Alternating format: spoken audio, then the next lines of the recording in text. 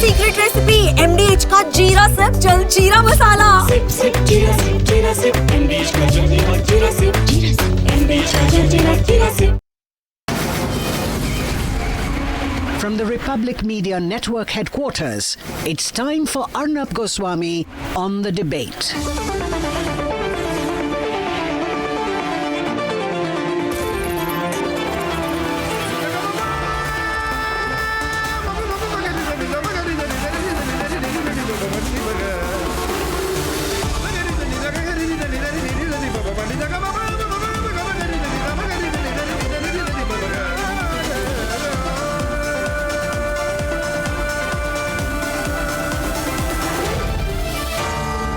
Arnab Goswami on the debate.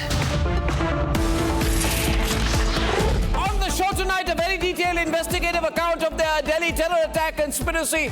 We go through the 8 points which really tell you what happened and why the bomb blast could not be averted, why the terror attack could not be averted despite compelling evidence.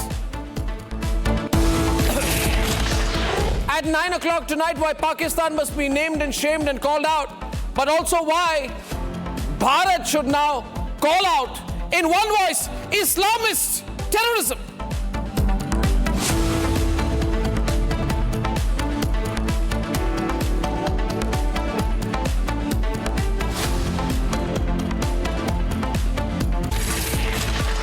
And tonight is not the night to be politically correct. Tonight is not the night to be a fence sitter. Tonight is not a night to drown yourself in the grays. Tonight is the night to call out black and white. Tonight is the night to ask the tough questions. Why is the Modi government still not naming Pakistan? Did we falter at the very end of being just about to unravel the big terror plot? Are we as a nation getting so woke that we are not able to call out Islamist terrorism? I come to you tonight with the real questions no other channel will ask. Did the agencies falter at the last minute? Did the security agencies falter in the last leg of what could have been a very successful anti-terrorist operation? When Umar was absconding, Dr. Umar Nabi, the part of the terror module that actually carried out the detonation, here he is, 36-year-old Umar Nabi, a dangerous Islamist terrorist, a doctor, an OGW, a sleeper cell, a detonator rolled into one, ladies and gentlemen. When we were so close to catching him, when we were so close and we had Dr. Adil Rathar, Muzammil Shakil, all wrapped up, the evidence was with us, why did we not close it successfully? Why could we not stop the Chandni Chowk terror attack from happening? Ladies and gentlemen, my second question tonight is that if the information of the Faridabad raid yesterday morning had been kept secret, because the raid happened at 6 o'clock in the morning and it continued, and the Faridabad police did not make any attempt to keep it secret, they talked about it. In fact, you had reporters walk all over the site. It was a public affair. In which other nation, ladies and gentlemen, is an anti-terrorist operation a public affair, a media spectacle? And don't blame the media. You called the media, you allowed the media reported. Ladies and gentlemen, the police was on high alert. If the Faridabad raid, where 350 kilograms of ammonium nitrate had been found in one location stored there, if it had been kept secret, could Umar have been caught?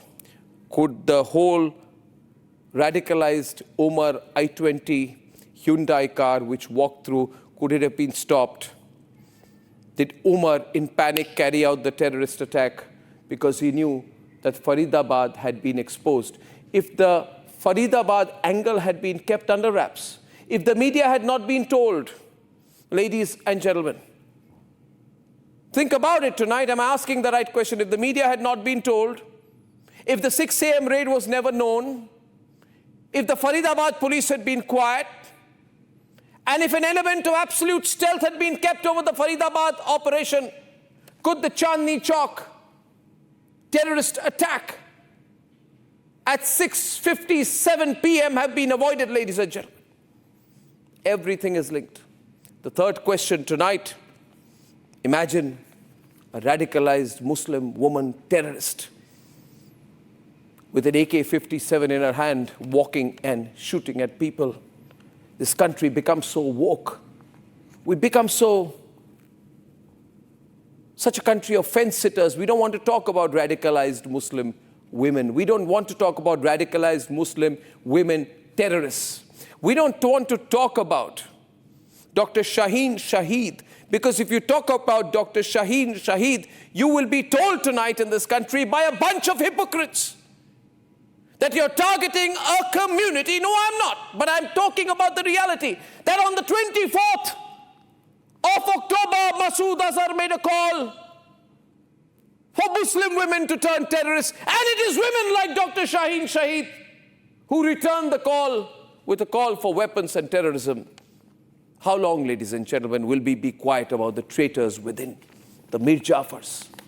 How long will we look away and say, let's be politically correct and not talk about the Al-Falah unit? What is this Al-Falah University? Why were there so many terrorists associated with the Al-Falah University? Did anyone in the Al-Falah University not know about the terrorism that was being planned and operated and epicentered on the perimeter of the national capital region of this great country? So tonight is not a night to be quiet. I repeat tonight. It is a night to ask, how do people like these, how do traitors like these, how do criminals like these, how do Islamist terrorists like these, and yes, I will say so repeatedly and repeatedly and repeatedly, and you must say after me, for these are Islamist terrorists. They say terrorism has no religion. I agree, terrorism has no religion. But these four criminals, masterminds, terrorists, these four scoundrels, ladies and gentlemen, these four jihadis, self-proclaimed, they did have an ideology. And that was one ideology that anyone who has a different point of view must be eliminated and killed. These people are working for Pakistan. I call upon our government to name Pakistan. We can't be, if we have said that an act of terrorism is an act of war, tonight is the night to make that absolutely clear with our actions. How long will we allow OGW and sleeper cells in this country from Faridabad, Ahmedabad, Lucknow, Hyderabad, Kashmir, Meerut, Saharanpur, Hapur, Rampur? How long will we allow this OGW sleeper cell network to continue and say, oh, but these are opinions, these are people who stand within the circumference of Indian democracy like termites to eat it from within? Why was there an attempted ricin poisoning in Gandhinagar, ladies and gentlemen? The Gujarat anti-terror squad arrested a man called Ahmad Mohiuddin Sayyid, a 35-year-old MBBS doctor from Hyderabad who wanted to carry out a biochemical terrorist plot with transnational linkages. This MBBS doctor, trained in China, was experimenting with a very lethal toxin called ricin extracted from castor seeds. He wanted to do a reconnaissance of the high footfall public areas. This man is a dangerous man. He is an Islamist terrorist. Islamist terrorist. And all of this was happening, ladies and gentlemen, while on the other side of their border, the favorite man of these traitors, Asif Munir, because I truly believe that these traitors owe their allegiance only to Pakistan. Pick them up and throw them to Pakistan. Ladies and gentlemen, send them to Pakistan. We are not a nation interested in reforming jihadis. Kill the jihadis, eliminate the jihadis, or throw them out and send them back to Pakistan where they belong. Ladies and gentlemen, yesterday, Munir got the constitution changed in Pakistan to become field marshal for life. Is it accidental and that on that day, this act of terrorism happened. Narendra Modi's proclamation, which we believe in, every act of terrorism will be considered an act of war. This doctrine is being put to test. We look upon our government to translate these words into action, to put the blame where it is due. Do not buy for time, and do not think that as time fades, memory fades. It doesn't, ladies and gentlemen. We want action. The government said Operation Sindoor is still on. We believe the government. Operation Sindoor is still on. That's why we expect the government, with fullest of sincerity, to make it clear that what we said, an act of terrorism would be an act of war, will be put to the test, that we will follow it up with action extremely soon.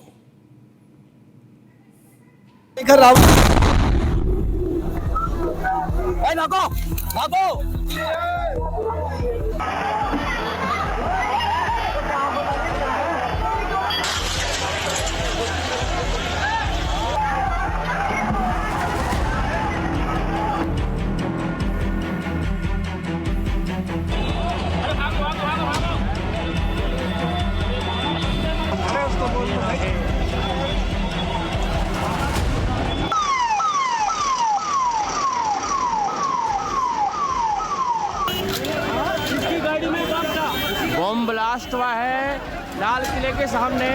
The Jaish bomber who killed 10 Indians was part of the 4 terror conspirators.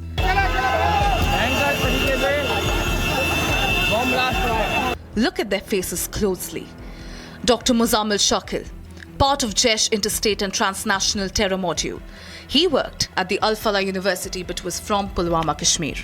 His aide, Dr. Adil, was picked up for putting up Jaish posters. These 2 arrests would unravel the plot. Meet Shaheen Saeed. This terror doctor was in Lucknow with a stint in Saudi. She was also linked to Al-Falah. She was chosen to lead the Jaish Women Brigade. यहाँ पे 2 साल से नहीं आई हैं और 1.5 साल पहले तक की मेरी मुलाकात हुई है. मेरे 3 बच्चे हैं. सबसे बड़ा मोहम्मद शुएब जो मेरे साथ रहता है. सेकंड जो है शाहीन, जो आप बता रहे हैं. ठीक, लेकिन मुझे यकीन नहीं, भाई यकीन नहीं हो रहा है जो बात है. थर्ड है डॉक्टर परवेज, वो इंटीग्रल में है. And then the bomber, Umar Nabi, the terror driver, who exploded his car at the Red Fort.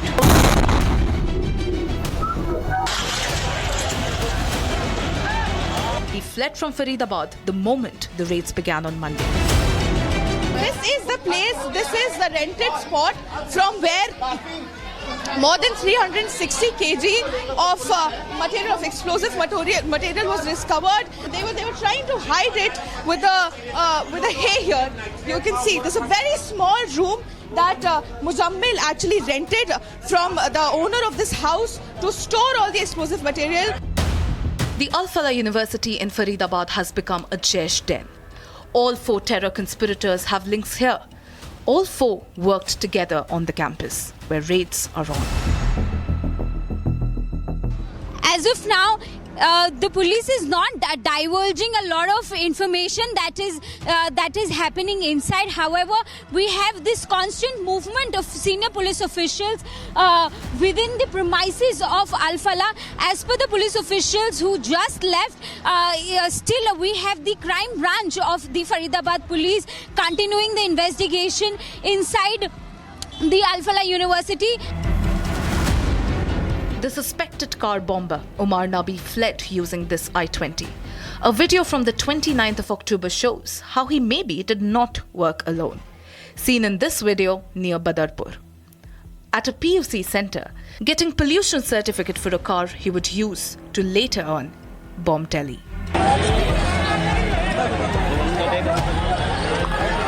बंदे बचे नहीं बचे.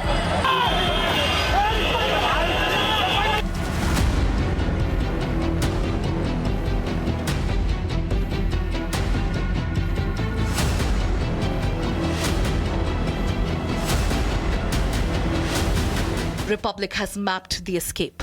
He fled from Faridabad at around 7:20 a.m. on Monday when the raids began. He passes through Badarpur toll booth, then passes Okhla Phase 3, and then he enters Delhi, parks his car at 3:19 p.m. at Red Fort parking, exits at 6:48. The car then blows up. Republic tracked down his family in Pulwama, Kashmir. तो ये doctor Umar है, ये क्या काम करते थे और वो ये कब कश्मीर से बाहर चले गए थे? वो वहाँ जॉब करता था, एज अ प्रोफेसर वहाँ पढ़ाता था। तो इन्होंने क्या कहा था वापस लौटने का, कभी वापस लौट आएंगे? हाँ आते थे ना, बीच बीच में घर आते थे, घर कौन नहीं आना चाहेगा।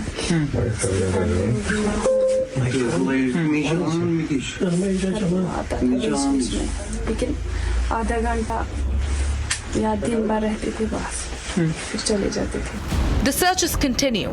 After the blast, as the raids continued, more explosives have been found in Faridabad. And it's now confirmed that the ammonium nitrate samples at Red Fort blast site match what was recovered in Faridabad. The car was loaded with explosives. Omar Nabi is seen entering the parking lot at 3:19 p.m. and leaving at 6:48, 3 minutes before the blast. Faridabad, Saharanpur, Ahmedabad in Gujarat. This terror doctor from Hyderabad was preparing for a ricin chemical attack. He was wrecking targets that included the RSS UP office, the Delhi Azad Mandi and Ahmedabad Naroda fruit market. It's called ricin. So it is a poisonous compound which is highly potent. He had conducted the preliminary preparation process of it, yet to ascertain where it is and how we could recover from it. How he is going to use it, how he is going to plan it is something which is part of the investigation going forward. But yeah, he accepted that he was in the process of making a compound of such sort. All angles point at Jaish-e-Mohammed. India has not made it official, but Jaish role is confirmed. India must make them pay now.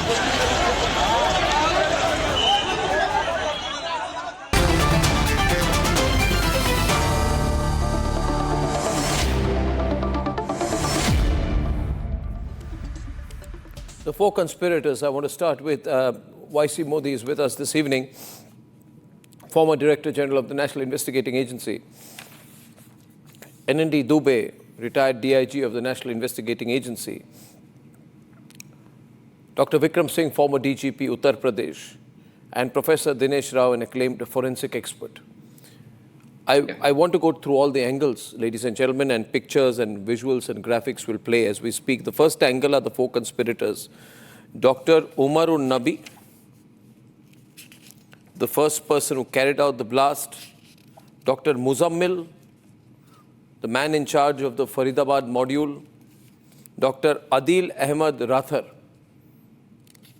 who had an AK-47, is in the resident doctor of the Government Medical College in Anantnag, and Dr. Shaheen, who we are now told, the visuals can play, the graphics can play, who we are now told is the woman doctor from Lucknow, also who had an angle to the Al-Falah University. Now, all these people are associated with a private university called the Al-Falah University in Faridabad. Al-Falah University in Faridabad. My first question is, does this put the university also under scrutiny? How is it possible that all these people were operating from the Al-Falah University, one place where they were all operating from? Was that like a terrorist base? Dr. Vikram Singh, your thoughts, please, first. Good evening, gentlemen. Arnab, you have a very pertinent point. Al-Falah University had a lot of explaining to do in what way and what kind of control they had on the activities of their students. What did they probably fail to understand the devious designs that were going on. Instead of being a breeding ground for terrorism and also for getting recruits for Jaish-e-Mohammed, they should have done much better. I'm very disappointed. It is a private university, but it is not a matter of coincidence, Arnab, that all these devious elements had some link with Al-Falah University. Al-Falah, yes, they got tremendous and magnanimous grants from the Middle East. They have deep funds, they have deep pockets and flushed with funds. But It is the job of the university also to see what kind of extracurricular activities their students are indulging in. The proctorial board, the management, and also the faculties are there to also supervise what kind of social media interaction they have. They should have some kind of social media control and restrictions on them.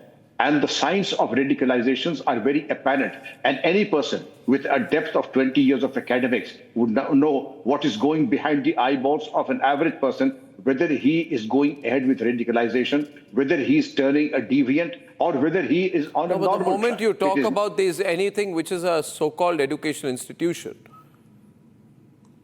you are told, oh, you are becoming anti-Muslim. If you say Al-Falah University, why is it the center? You'll be told you're anti-Muslim. And that becomes a protective layer. My first question is for conspirators. YC Modi, why did it go wrong? I would say it went wrong because they could not catch Dr. Umarun Nabi, who was driving the car. Appropriate visuals can be seen. You see the car out there, ladies and gentlemen, a Hyundai i20 car taken from Al-Falah University, 7:40 a.m., goes through all the toll booths, eventually reaches near Chandni Chowk, is parked at 3:19 p.m. and stays there for almost over 3 hours and 40 minutes, and at 6:48 is driven out and detonates within 4 minutes. It's a slow-moving car and detonates close to a metro station. Why could the authorities not catch Umar? Where did they go wrong, in your view? YC Modi, who's been former DG of the NIA. Arnab, you will have to see the background. Delhi has been terror blast free for last more than 10 years. And initially, yesterday, we were not sure. I mean, I could make out only from media. We were not sure whether it is a terrorist attack or there is some cylinder blast. But after seeing the devastation caused by that blast, then only it started appearing that it is a terrorist attack.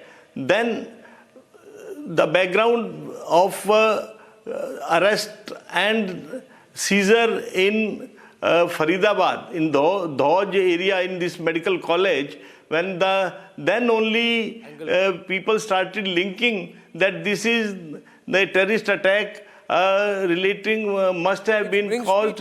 Which brings me to Faridabad, Mr. Modi. I don't know what Mr. Modi, which brings me to that angle of Faridabad. Yeah. In the revelation that jolted the intelligence agencies, a joint operation by the Jammu and Kashmir and Haryana police busted what people started describing as white-collar terror network, which is a covert ecosystem of radicalized professional students, doctors and clerics operating under academic cover across J&K, Haryana and Uttar Pradesh. The most dangerous thing, ladies and gentlemen, if you're watching Republic tonight, is academic cover. You can sit in JNU and say, Bharat tere tukde honge, inshallah, inshallah, and Arnab Goswami asks you a question and you'll be told you're a right-winger. You can do what the hell you want in the Al-Falah University. If you question Al-Falah University, why it becomes an explosive storehouse, you'll be told you're anti-Muslim. Now, the question goes, Mr. Modi, and I'd like to take that question across to NND Dubey, who's been former DIG at NIA as well. Mr. Dubey, the Faridabad storehouse, rented 8 months ago by Dr. Muzammil Shakil, a Kashmiri medical student and faculty at Al-Falah University. How can this happen? That you get together 3 tons of ammonium nitrate, assault rifles, pistols, AK-47, AK-57 ammunition, 20 electronic timers, batteries, remotes, walkie-talkie sets, wires, detonators, metal plates for fragmentation and suitcases packed with chemical precursors, and nobody knows. How can it be nobody knows? There must be a whole ecosystem out there, Mr. Dubey, doing this. There must be an entire system of co-conspirators. Do you have any doubt? This is not a 4-person operation. Shall I answer you? Yes, sir. It's absolutely correct that transporting such a huge quantity of ammonium nitrate along with complete detonation system to 2 different hideouts in Faridabad general area, taken on rent by the conspirators, by the terrorists, It's really a matter of great concern. And whatever the justification we gave regarding the volume of vehicle, traffic, population, everything, but definitely the agencies cannot be absolved from the responsibilities of must have taken a notice of all these things happening there. That is a very truth. I mean, one cannot defend it. Windows breaking. Now the second thing is that these modules, they generally work from a very, very clandestine way of operations. You see the total plot. One thing I'll add here, because everybody is focusing on J&K, but I tell you, there is not a single agency not operating in J&K. Everybody is keeping J&K on proper radar. But now investigation will reveal the total chain of transporting this material from place A to place B. And regarding AK-47, it's my hunch that even not only J&K, there may be some other part of the country which might have taken a route to hand over the AK-47. Because if the doctor was carrying AK-47 and these terror outfits don't hand over AK-47 to a normal person, so storing such explosive material for this purpose and also having AK-47 to the chief of that module is a very, very significant thing. Number two, our biggest loss is Dr. Umar, because I am very sure the kind of details Umar might have been having, I don't think usse zyada precious koi aur ho sakta tha. So he was probably the chief of the entire module. And by the revelation of the recovery in the Faridabad area, he might have got alerted in the morning and he might have taken this course of action as a last resort. Secret. I'm sorry, but first elementary question here. But before that, Shawan comes with breaking news on who was providing the ecosystem and the support for these conspirators. Shawan. Three new names as far as who was providing the logistics. Louder. One, the fact that 88 bags were basically recovered from one house in Faridabad where the explosives were stored. That is 2,900 kilogram. The second house is again in Faridabad where 350 kilogram of ammonium nitrate was recovered. And you have an overground worker, a Maulvi, a cleric who was basically providing the logistics in Faridabad. Apart from that, there are two other overground workers who are basically providing the logistics to the three of them. And let's be very clear, Dr. Omar, the terrorist doctor here, along with Muzammil and Adil, they were the ones who were amassing this entire weaponry and also the ammunition. In fact, let's also be very clear here. What can you tell us of Islamic cleric? So this is breaking news. A Muslim cleric. I repeat, I've got the names. A Muslim cleric was operating behind the scenes, behind the Faridabad module that carried out. A Muslim cleric was behind the Chandni Chowk blast. Big breaking news from Shawan. Please go ahead, Shawan. In fact, I've got the names. They have been taken into custody. Number one, cleric from Shopian. That's Maulvi Irfan Ahmad. He has been arrested, questioned. Second is Mewat cleric Hafiz Mohammad Ishtiaq. And the third, which is extremely important because here comes the Pakistan link. Or from what they have basically come across is a Telegram channel that was being operated. These were basically channels that had links with their handlers. And that's where they basically found out that it was Maulvi Ishtiaq who was basically providing all the help for the movement of this arms and ammunition. Where is Maulvi Ishtiaq based? Breaking great tonight, ladies and gentlemen. Only on Republic, 3 Muslim clerics. 3, I repeat, Muslim clerics were behind this entire operation, remote controlling it from the back. This is breaking on the debate with Republic. Yes, please. Now, where was this third cleric from? Well, in fact, I'm given to understand that this was from Uttar Pradesh, but Maulvi Ishtiaq was basically taken into custody by Srinagar police because following the arrest of these 3 Maulvis came in Dr. Muzammil and Dr. Adil. And interestingly, Umar was also operating along with them. Clerics. Also, one more important news coming in. When Umar actually got to know that the Faridabad module has been busted, that's when he hurriedly tried to carry out this entire attack. So there has been a slip up. Let's make no mistake about the fact that Umar, who was already on the run, and the police was well aware of it. In fact, while the Jammu and Kashmir police has been able to, unearth this entire module, but the fact of the matter is that when Faridabad police made an announcement of the fact, there was a press conference that was done by the Faridabad police commissioner stating that they have basically recovered this arms and ammunition. That was the very time, Arnab, the very time when this movement actually took place, the movement of Umar, and he started moving around. Big story there. Big story there, Shawan. Moving around. Shawan, I want to go for a quick reaction there. I want to go across to Professor Dinesh Rao, Department of Forensic Medicine and Toxicology at AIIMS Jammu. Now, Professor Dinesh Rao, tell me, you're a toxicologist, you're a forensic medicine expert. If agencies are working on something like this, how is it possible that nobody knew, that no traces could be found? How can you move around this level of ammunition without being traced? And yes, go ahead.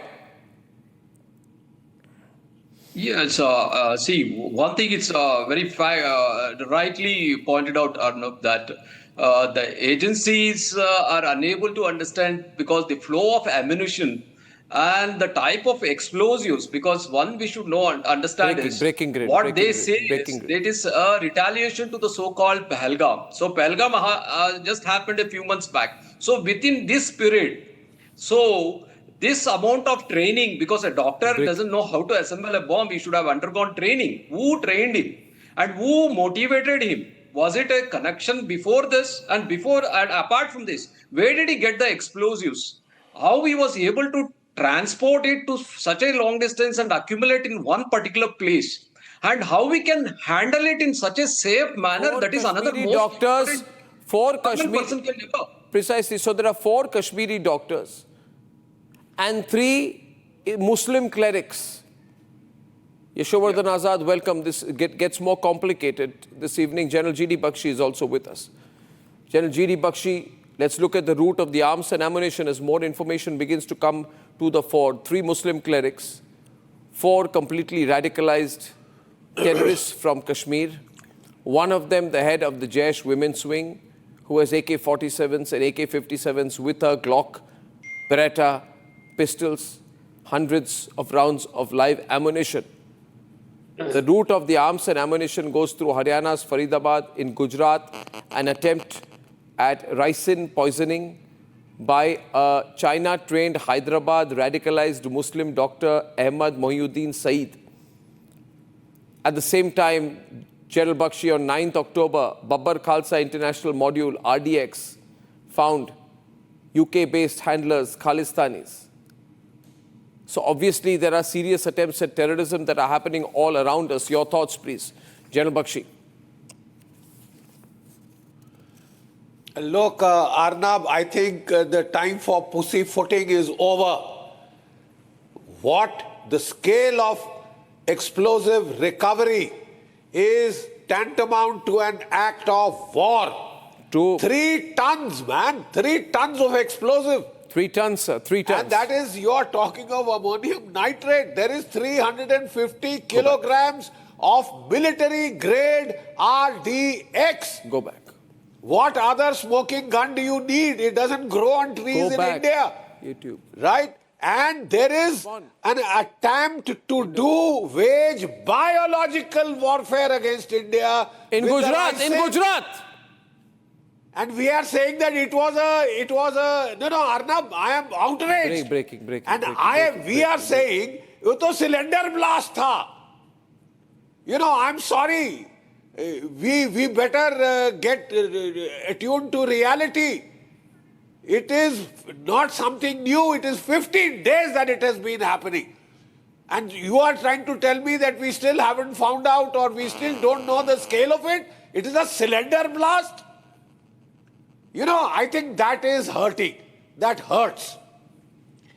You are facing an act of war, a military scale operation.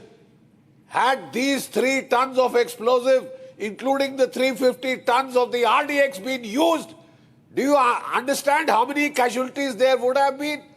And just because that scale of casualties hasn't occurred, we've gotten a way to now say ki, "Arey, kuch nahi hua." I mean, the whole attitude. The problem is there are a bunch of politically correct people in our country who want to say, let's not say, there are politically correct people in our country, oh, let's not mention any Muslim groups. Let's not mention any Muslim names. Let's not call it Islamist terrorism. Let's not talk about it as radicalization. Let's not talk about the Jaish. Let's not talk about Al-Falah. Let's not talk about Shopia. Let's not talk about Pulwama. Let's just secularize the blast.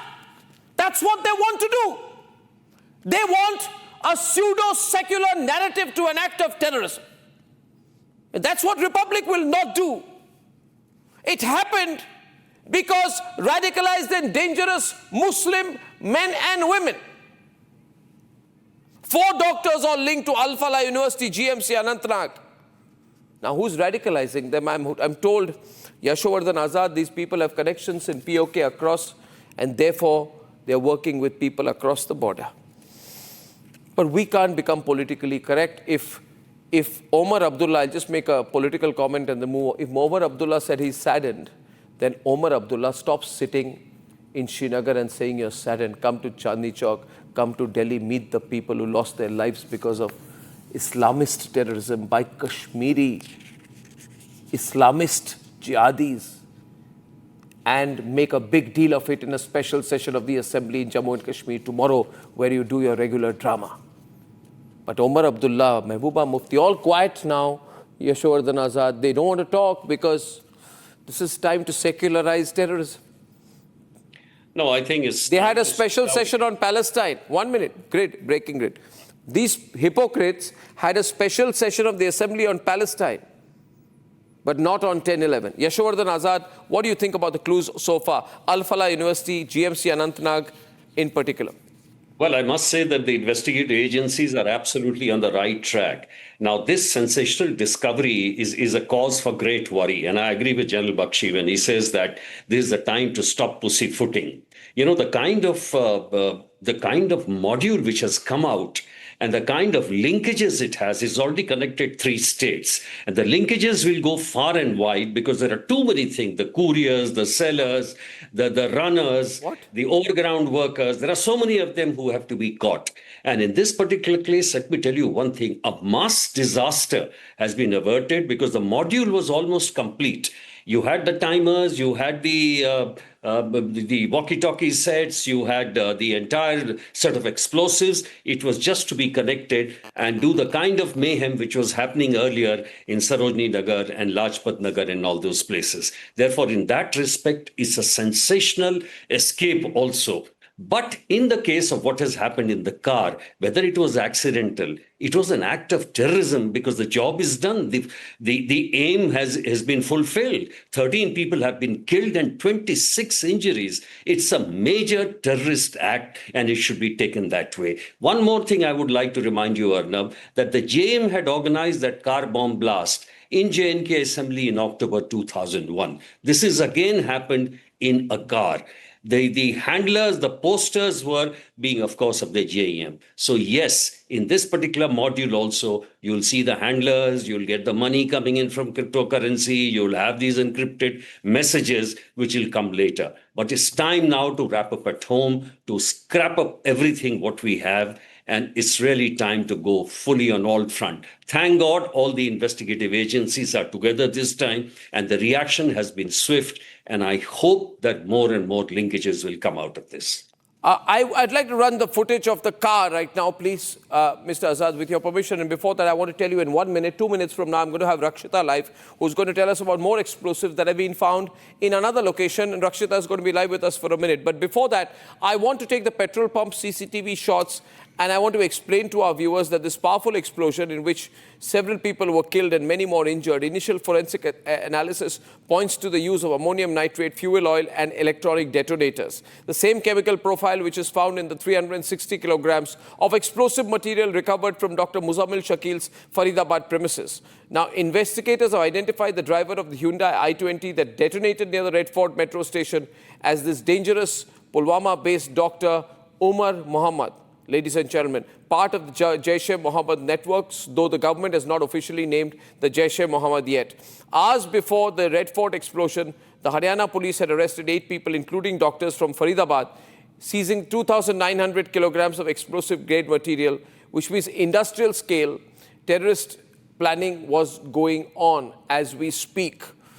The ownership trail of the exploded vehicle after a man named Salman told the police that he had sold the car months ago, potentially revealing a crucial lead connecting the Red Fort blast to the Faridabad-based Jaish-e-Mohammed network.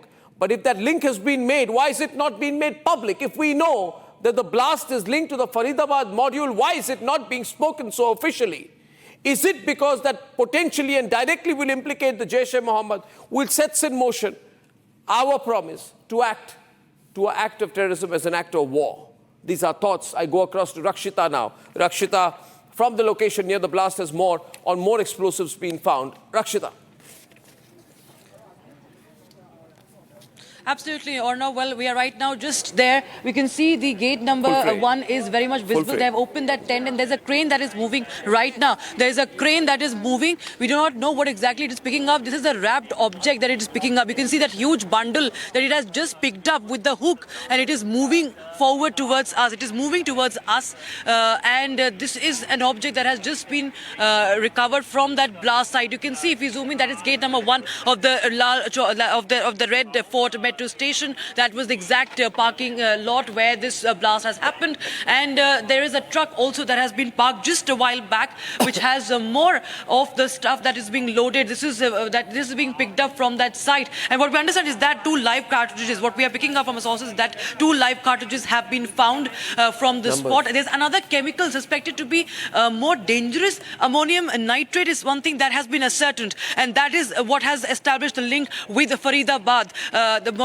But also there could be another more dangerous substance that would have been part of this blast. We do not know yet, and henceforth, Arnab, till evening, also last evening, entire night, the teams of NSG, FSL, the forensics, and the NIA were here, but they were not able to ascertain what exactly was used. Today, we see this round-the-clock investigation continues, and ammonium nitrate has been found, and many more samples have been picked up, and 2 live cartridges also retrieved from the spot, and right now some material is being loaded onto the truck. That is also part of the investigation. We are told, we do not know yet, of course, what exactly it is, but we just saw the gate number 1. That was the site of the blast yesterday, and we continue to track more details from ground zero.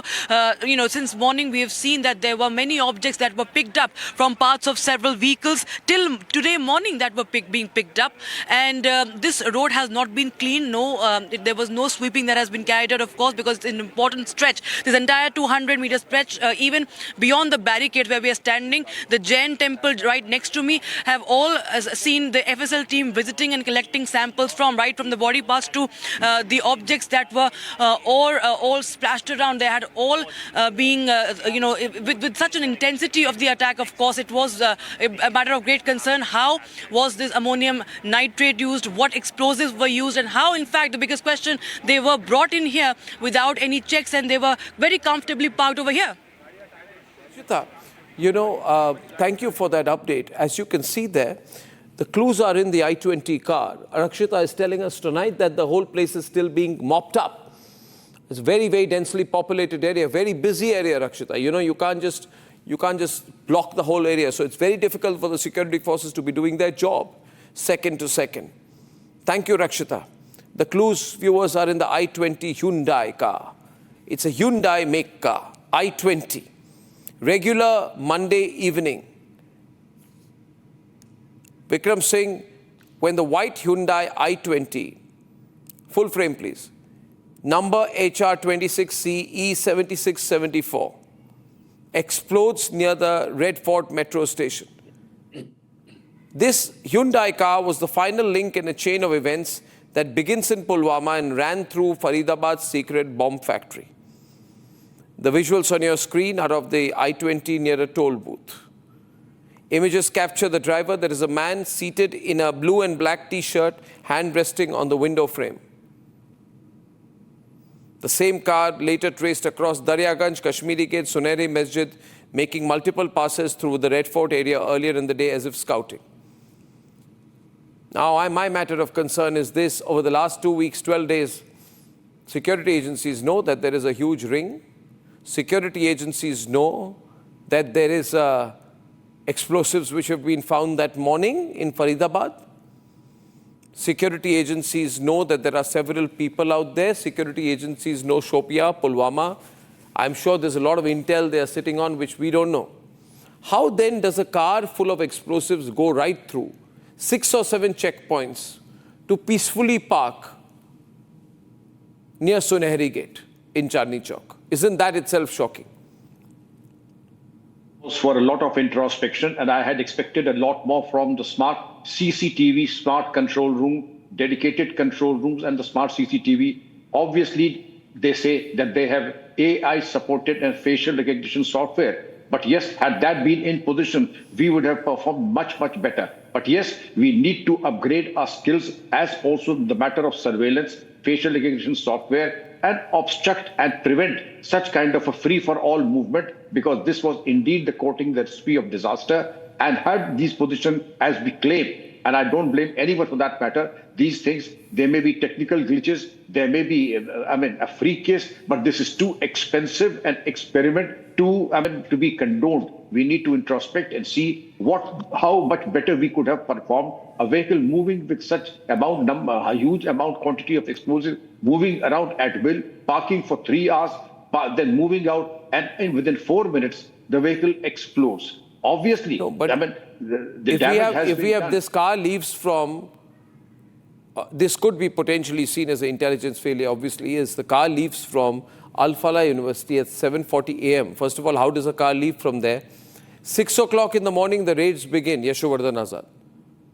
7:40, the car leaves Al-Falah. The raids are already going on and the car leaves.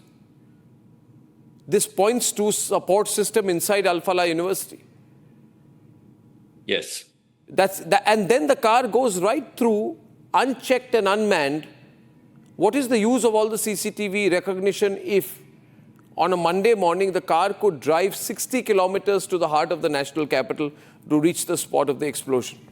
That means we have huge, huge holes in our security network. It really doesn't work when it needs to work.